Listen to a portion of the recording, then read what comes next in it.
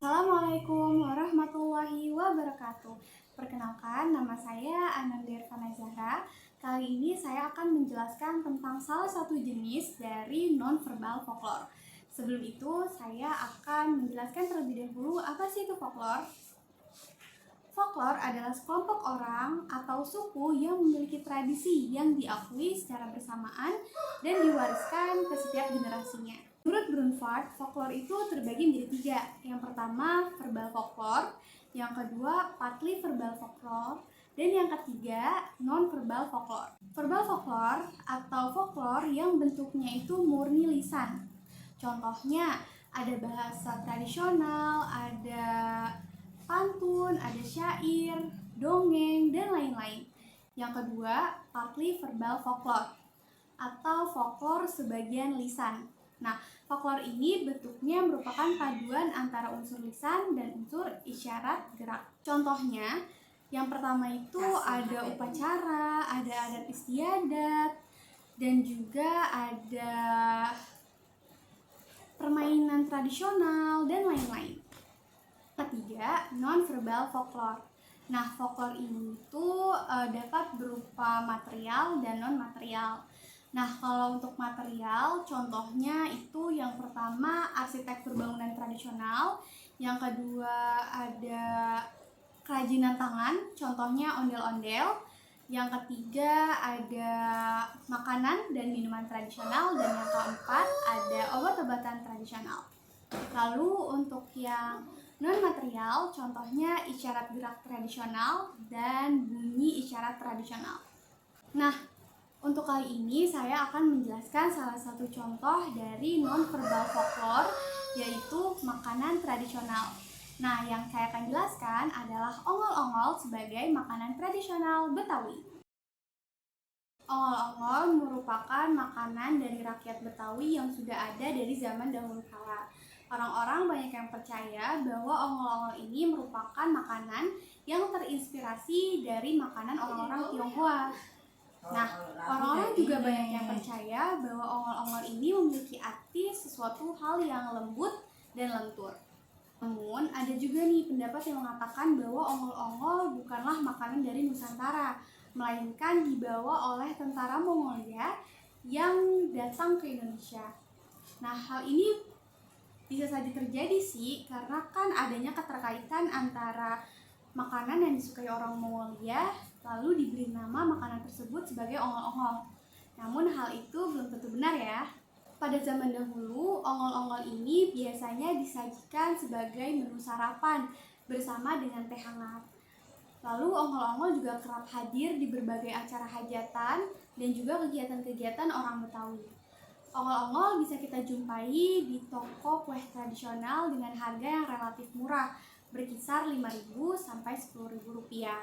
Ongol-ongol ini dapat dibuat dalam berbagai bentuk. Contohnya bisa dibuat bulat-bulat dan juga bisa dibuat persegi panjang.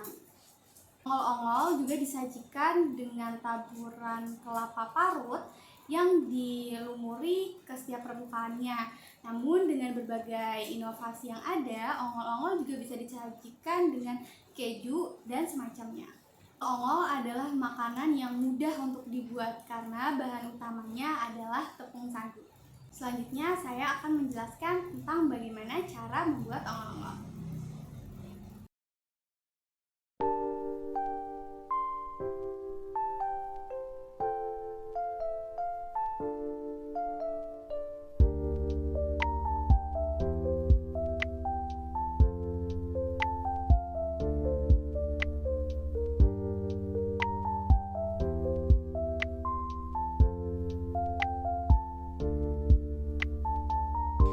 Siapkan bahan untuk taburan ongol-ongol. Yang pertama 250 gram kelapa dan yang kedua garam sedikit saja. Tahapannya, masukkan kelapa dan garam, lalu aduk hingga tercampur rata.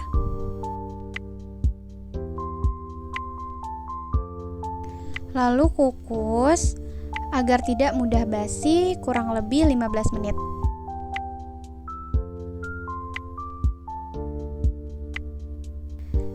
Lalu kita siapkan bahan-bahan untuk ongol-ongol. Yang pertama 500 gram tepung kanji, 500 ml santan, lalu 900 ml air putih, daun pandan, dan 350 gula merah, serta 150 gram gula putih dan perisa vanili.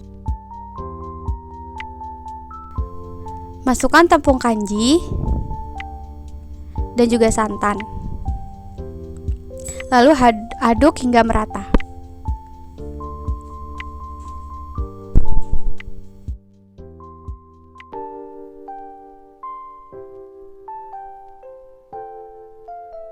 Lalu masukkan perisa vanili dan juga minyak goreng.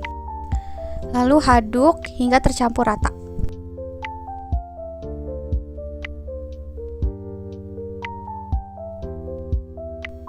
Tuangkan air sebanyak 900 ml.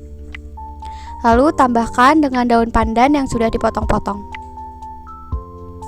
Lalu masukkan gula merah dan juga gula putih. Aduk hingga gula merah dan gula putih tercampur dan juga hingga menjadi mendidih.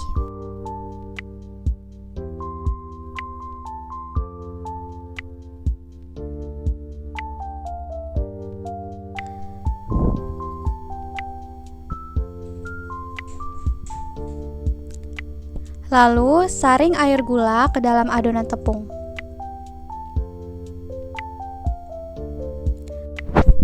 Aduk hingga merata.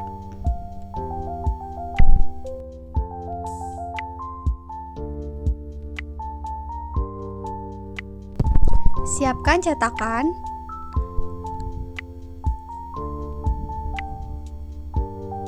Lalu masukkan adonan yang sudah tercampur air gula ke dalam cetakan dengan cara disaring kembali.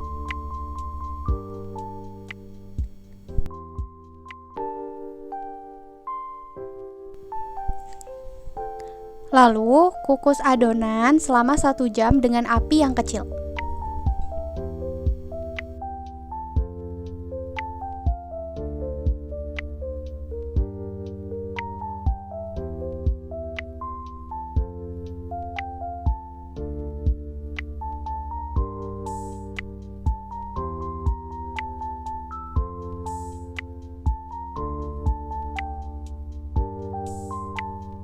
Setelah diangkat dari kukusan, potong ongol-ongol dengan pisau yang sudah dilapisi plastik agar tidak lengket.